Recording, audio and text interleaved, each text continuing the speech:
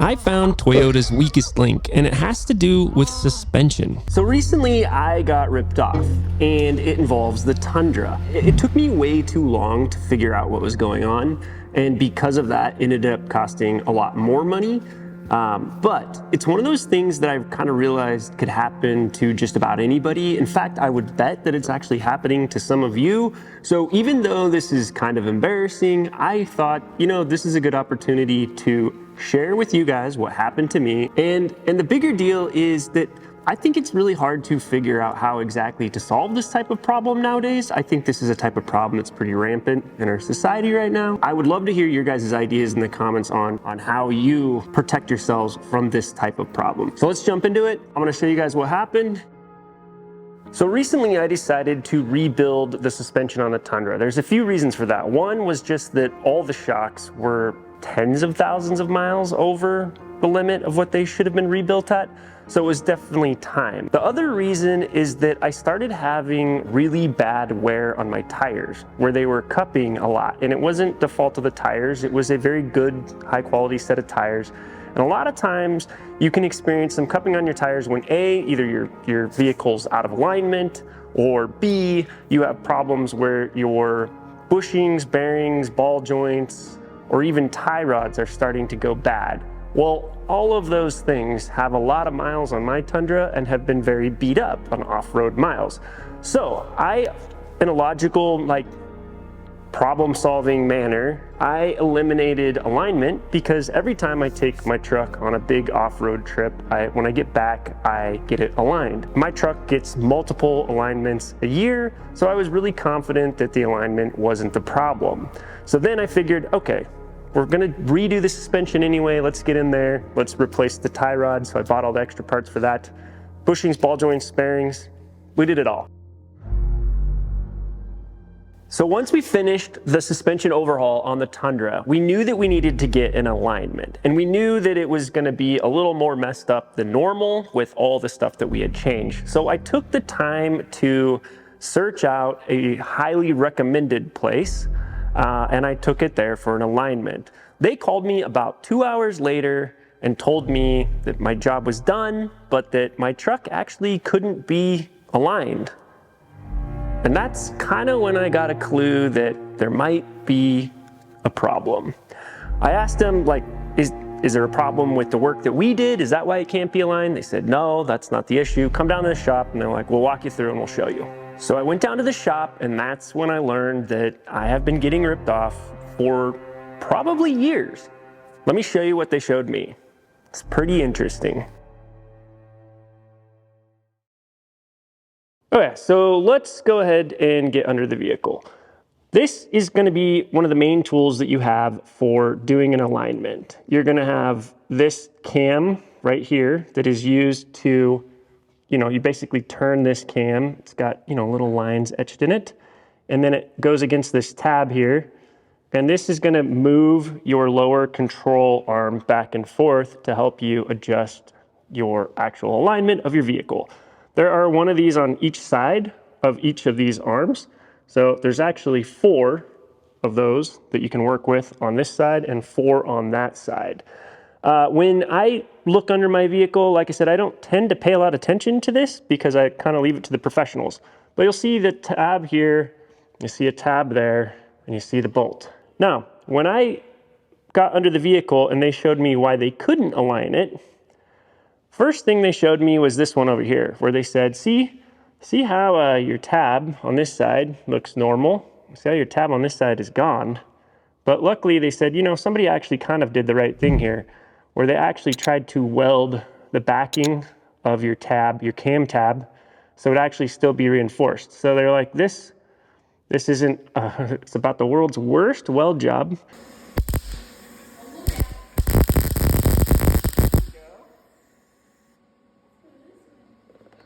Oh, that's terrible. It's okay, it's the first time ever. But it actually still functions. So both of these ones in the front kind of function. They said this one's a little bit of a problem because this cam tab is getting bent out, but it still is functioning. And they said, now let me show you where it's not functioning. So we hopped under here, and they showed me this. And there's a bunch of these. This tab is completely flattened against the body. So there is no tab to rest against the side here to hold any of this in place once you're securing it down. And when you have flattened cam tabs, your cams don't work. So we've got one flattened cam tab here. This one's pretty rusty, so it's clearly been that way for a while. We've got a bent one. So there's a bent one in the front that's two bent and one completely flattened. Hop around here, another bent one,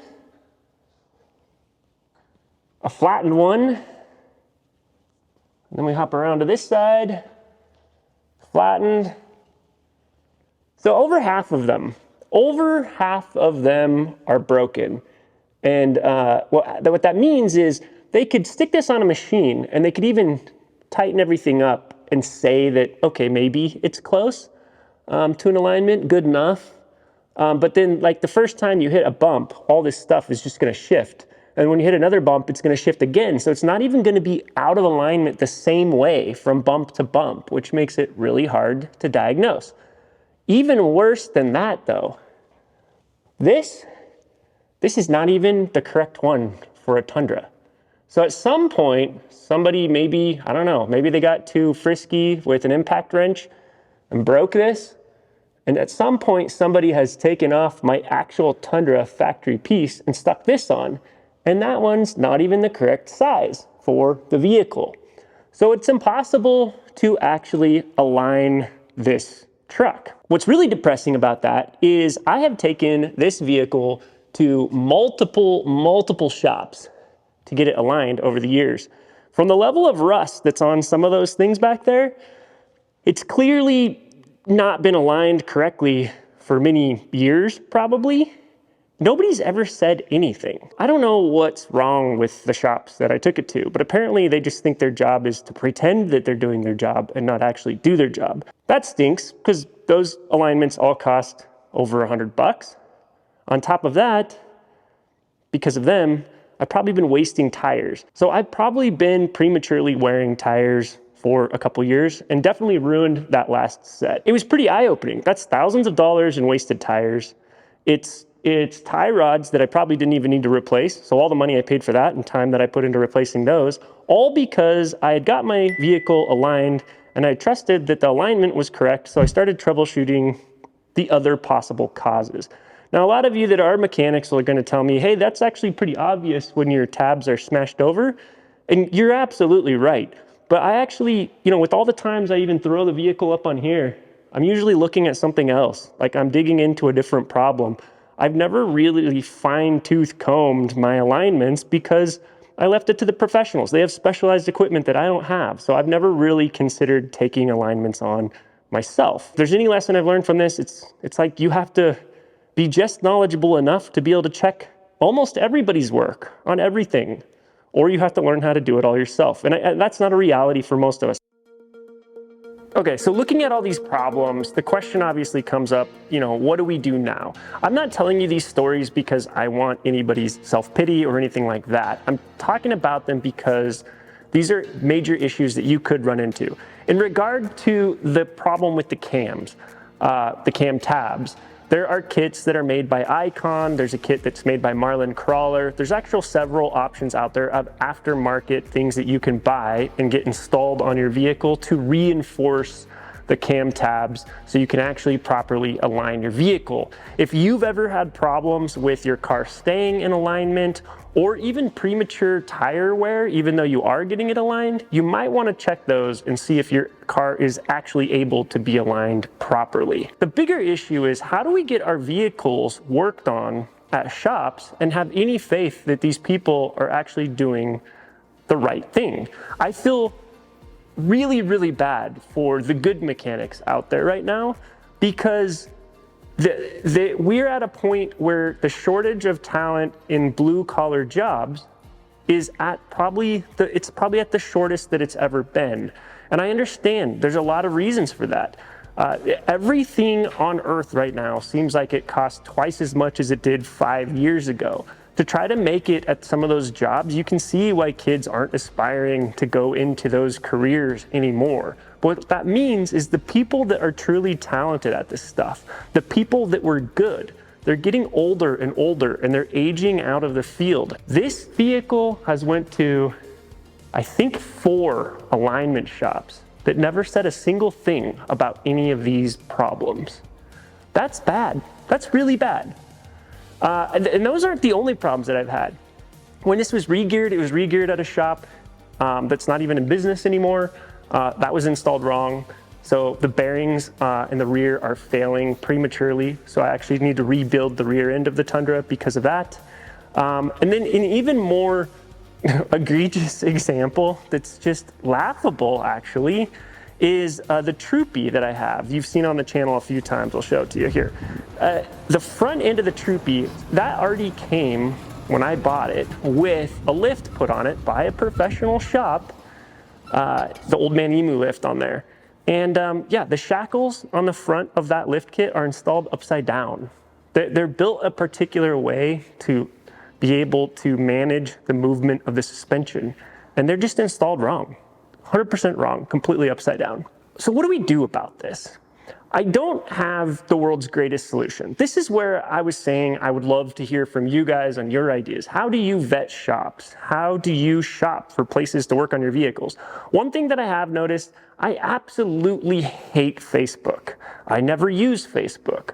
But in the world of shopping for shops, place to work on my vehicles, I've learned that if you go get plugged into some of the local off-road 4x4 clubs for particular towns, small areas, not like the state of Idaho or the state of California, for small towns, small counties, that's a lot of times the level that you need to get to be able to find out who's doing good work and who's doing bad work. The other thing is you can't just take one recommendation from somebody and just, hey, my truck's been worked on there for years and I never had a problem. Well, my truck got aligned for years and I didn't know there was a problem. And they weren't even doing their job at all, right? We need to ask better questions. When you ask somebody if a shop is good, it can't just be, yes, they're good.